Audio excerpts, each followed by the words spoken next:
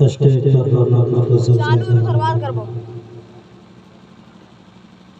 پیش نظر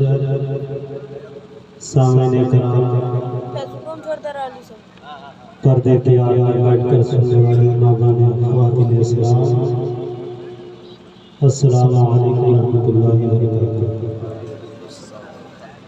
خیرت کو مائل پرواز کر رہا ہوں میں، جنہوں نے شوق کو ہمراز کر رہا ہوں میں، الہی میرے عقیدت کی آبی ربنا تیرے ہی نام سے آغاز کر رہا ہوں میں۔ الحمدللہ الحمدللہ الذی کفا والسلام علی عبادہ الذین اصطفی، اما بعد فاعوذ باللہ من الشیطان الرجیم، بسم اللہ الرحمن الرحیم۔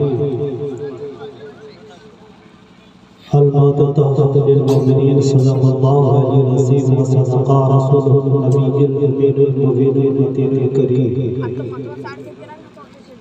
ونحن على ذلك من الشاهدين والشاكرين، والحمد لله رب العالمين۔ زمانہ کرب کے بستر سے پھر پہلو بدلتا ہے،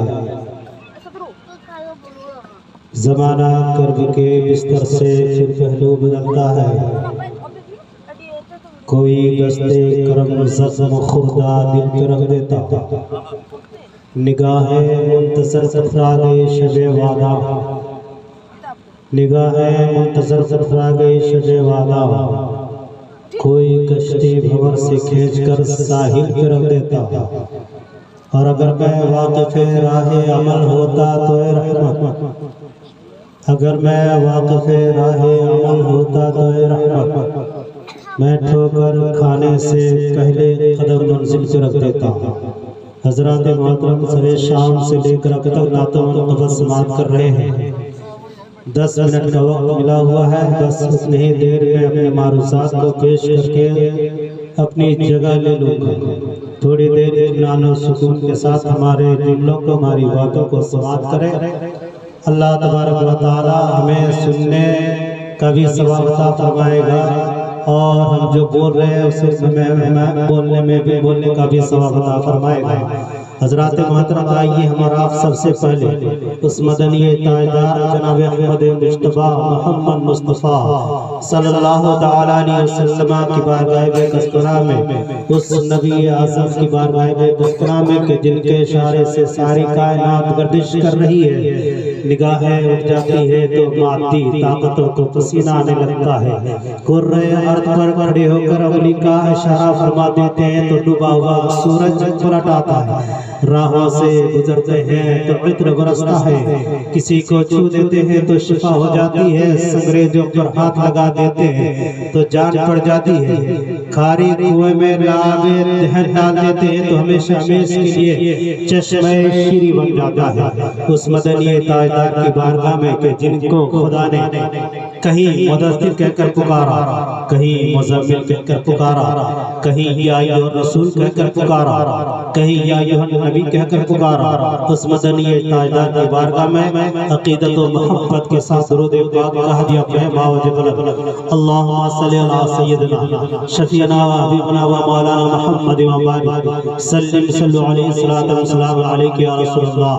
صلاۃ و سلام علیک یا حبیب اللہ صلی اللہ تعالی علیہ وآلہ وسلم۔ جیسا کہ ہمیں معلوم ہوا ہے معتبر ذرائع سے اسٹیج پر بیٹھنے کے بعد اس بات کا پورا اطمینان ہو گیا کہ یہ محفل 40ویں کی محفل ہے۔ جناب ڈاکٹر حسنین صاحب نے اپنے والد محترم کے 40ویں کے موقع پر اس محفل پاک کا انعقاد کیا ہے۔ میں چاہتا ہوں اسی تعلق سے کچھ گفتگو آپ کے پاس رکھی جائے۔ آپ کا اللہ تبارک و تعالیٰ قرآن مقدس میں ارشاد فرماتا ہے، اللہ تبارک و تعالیٰ قرآن مقدس میں ارشاد فرماتا ہے کلو نفس ذائقۃ الموت، ہر شخص کو، ہر جاندار چیز کو موت کا مزہ چکھنا ہے۔ اور اللہ تبارک و تعالیٰ کے فرمان کے مطابق کسی شاعر نے کیا ہی خوب کہا تھا، الموت مدخل کل نفس شاربوہا، الموت باب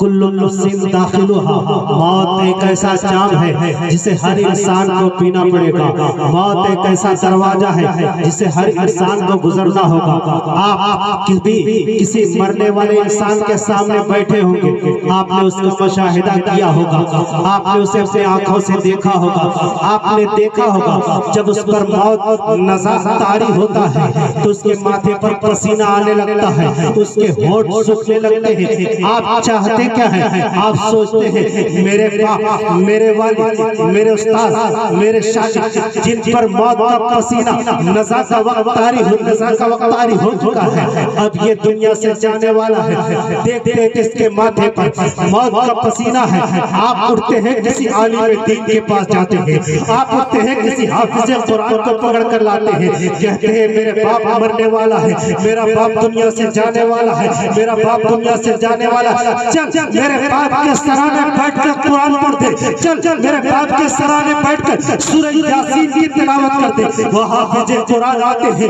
وضو کر کے قرآن کھول کر سورہ یاسین کی تلاوت کرتے ہیں، سورہ رحمان کی تلاوت کرتے ہیں، سورہ بقرہ کی تلاوت کرتے ہیں۔ تلاوتوں کی برکتوں سے اس کے باپ کی روح جس سے رحمتوں میں نہاتی ہوئی، مسکراتی ہوئی۔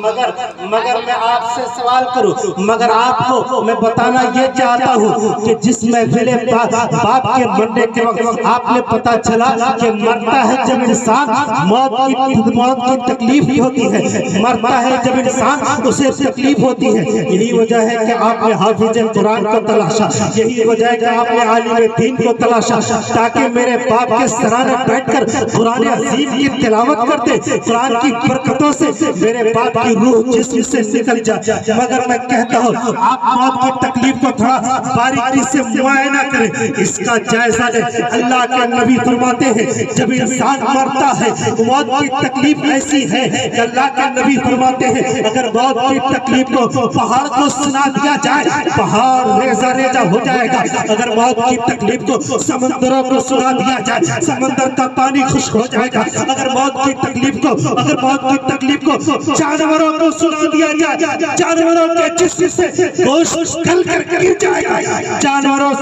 سوکھ جائیں گے۔ موت کی تکلیف کو ہریالی زمین میں سنا دی جائے، ہریالی زمین سوکھ کر کاٹے ہو جائیں گے، اتنی موت کی تکلیف ہے۔ میں آپ کو بتاتا چلوں یہی وجہ ہے جب انسان مرتا ہے اس کے آرام و آرائش کے لیے قرآن خوانی کا انتظام کرتے ہیں، فاتحہ خوانی کا انتظام کرتے ہیں، قرآن عظیم کی تلاوتوں کا انتظام کرتے ہیں۔ یہ ساری محفلیں علماء کرام کا آنا انہی کی وجہ سے ہے، علماء کرام کی محفلوں میں شامل ہونا، آپ کا اس محفل میں آنا انہی کی وجہ سے، یہ ساری برکتیں اس مرحوم کے لیے ہے جس کے لیے آئیے محفل ہے۔ موت کی تکلیف اتنی ہے کہ انسان اگر موت کی تکلیف کو یاد کر لے۔ ایک مرتبہ حضرت عیسیٰ علیہ نبینا صلی اللہ علیہ وسلم تسلیم ہے، نعرہ تکبیر، نعرہ رسالت، مسلک اعلی حضرت خطیب ہندوستان مولانا مختار احمد صاحب قبلہ، نعرہ تکبیر۔ آپ کو میں بتاتا چلوں حضرت عیسیٰ اللہ کے مقدس نبی ہیں، اللہ نے حضرت عیسیٰ کو یہ معجزہ عطا فرمایا تھا کہ آپ مردوں کو زندہ کر دیا کرتے تھے۔ ایک مرتبہ جب ان کی والدہ محترمہ حضرت مریم کا انتقال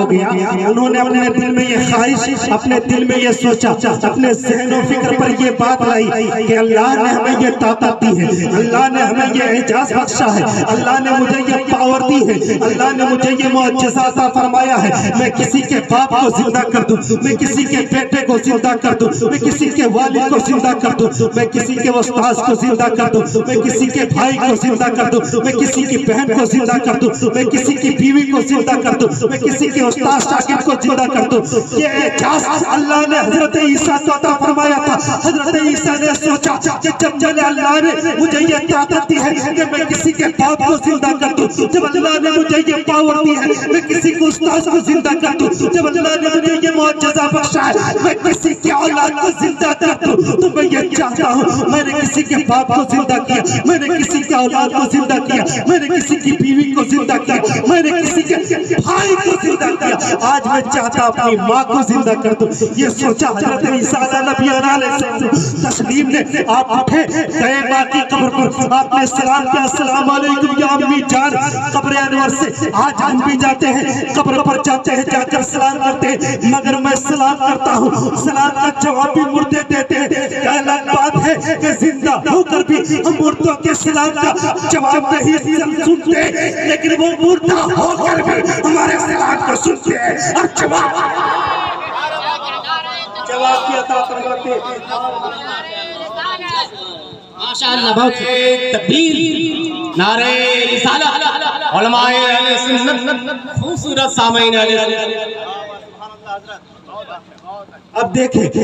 حضرت عیسیٰ علیہ السلام گئے ماں کی قبر پر آپ گئے ماں کی قبر پر آپ نے کہا اے امی جان السلام علیکم یا امی جان جواب دیا گیا آپ نے جواب دیا گیا آپ نے سلام کیا سلام کرنے کے بعد آپ نے کہا اے امی جان میں نے کسی کے باپ کو زندہ کر دیا اللہ تبارک و تعالیٰ نے یہ معجزہ عطا فرمایا ہے میں نے کسی کے بھائی کو زندہ کر دیا اللہ تبارک و تعالیٰ نے یہ مجھے اجازت بخشا ہے کہ میں نے کسی کے بھائی کو زندہ کر دیا میں نے کسی کے بیٹے کو زندہ کر دیا میں نے کسی کے باپ کو زندہ کر دیا میں نے کسی کے خاندان کے کسی رشتہ دار کو زندہ کر دیا میں نے کسی کے بیوی کو زندہ کر دیا اے امی جان آج میں آپ کو زندہ کرنا چاہتا ہوں آپ کا جو باتیں غلام احمد رضا آپ کو بولنے جا رہا ہے وہ دل کی تختیوں پر نوٹ کر لیجئے اور دل کی کانوں سے اس بات کو سنیے قبر مریم سے یہ آواز آتی ہے اے میرے بیٹے یقیناً تم نے کسی کے باپ کو زندہ کر دیا ہوگا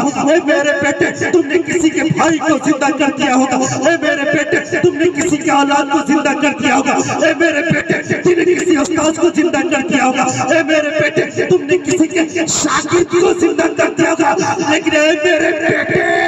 مجھے تم دوبارہ زندہ نہ کرنا مجھے تم دوبارہ زندہ نہ کرنا اس لیے مجھے دوبارہ نہ زندہ کرنا کہ مرنے کے وقت جو انسان کو تکلیف ہوتی ہے مرنے کے وقت جو انسان کو تکلیف ہوتی ہے وہ تکلیف مجھے بھی ہوئی ہے اور مریم نے دوبارہ اس تکلیف کو برداشت کرنے کی ہمت نہیں ہے دوبارہ اس تکلیف کو برداشت کرنے کی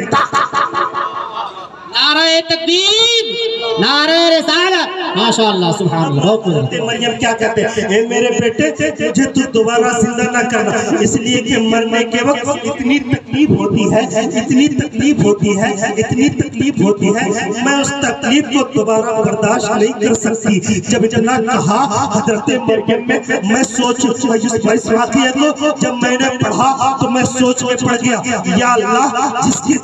جس کی پاکی کا ذکر قرآن میں اللہ تبارک و تعالیٰ کرے جس کی شان مقدس پر پورے قرآن میں ایک سورہ نازل فرما دے حضرت سورہ مریم نازل فرما دے جس کی پاکی کا بیان قرآن کرے جس کی طہارت کا بیان قرآن کرے جس کی نفاست کا بیان قرآن کرے اور ان کا یہ کہنا ہے کہ مرنے میں اتنی تکلیف ہوتی ہے کہ میں دوبارہ برداشت نہیں کر سکتا اے دنیا کے سنی صحیح عقیدہ مسلمانوں اپنے دامن اپنے گریبان میں جھانک کر دیکھو ہماری زندگی شرابوں میں گزرتی ہے ہم بے نمازی ہیں ہم نماز پڑھتے نہیں ہم روزہ رکھتے نہیں ہم زکات دیتے نہیں ہم حج کرتے نہیں انٹرنیٹ پر بیٹھ کر ننگی لڑکیوں کی تصویریں دیکھ کر ہماری رات کٹ جاتی ہے نمازوں کی پابندی نہیں شراب ہمارا پیشہ جوا ہمارا پیشہ ہم گناہ سے لبریز ہیں جب اتنی پاک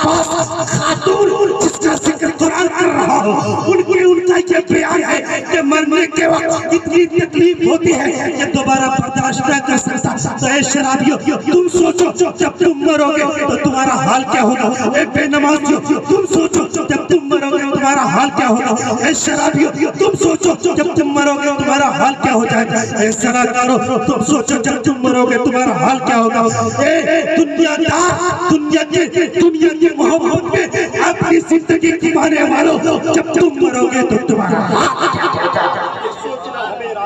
گا اس لیے اے مسلمانوں مرنے کے وقت میں کہتا ہوں مرنے کے بہت سی تکلیفیں ہوتی ہیں، اس تکلیف کو برداشت کرنے کی ہمت ہم میں نہیں ہے، ہم برداشت نہیں کر سکتے۔ آج اللہ تبارک و تعالیٰ نے توبہ کا دروازہ کھول رکھا ہے، آج ہم اپنی زندگیوں کی طرف اپنی زندگی کو نیکیوں کی طرف ڈھال دیں، انشاءاللہ تبارک و تعالیٰ ہماری سوچ بھی کامیاب رہے گی، ہماری شام بھی کامیاب رہے گی۔ زمانہ کرب کے بستر سے پھر پہلو بدلتا ہے، کوئی دستے گرم زخم خردہ دل پہ رکھ دیتا، نگاہیں منتظر پتھرا گئی اے شب وعدہ، کوئی کشتی بھنور سے کھینچ کر ساحل پہ رکھ دیتا، اگر تو واقع پہ راہ عمل ہوتا تو رحمت میں ٹھوک کھانے سے پہلے قدم منزل پہ رکھ دیتا۔ وآخر دعوانا الحمدللہ رب العالمین، استغفر ربی من کل ذنب واتوب الیہ، استغفر ربی من کل ذنب واتوب الیہ، استغفر ربی من کل ذنب واتوب الیہ۔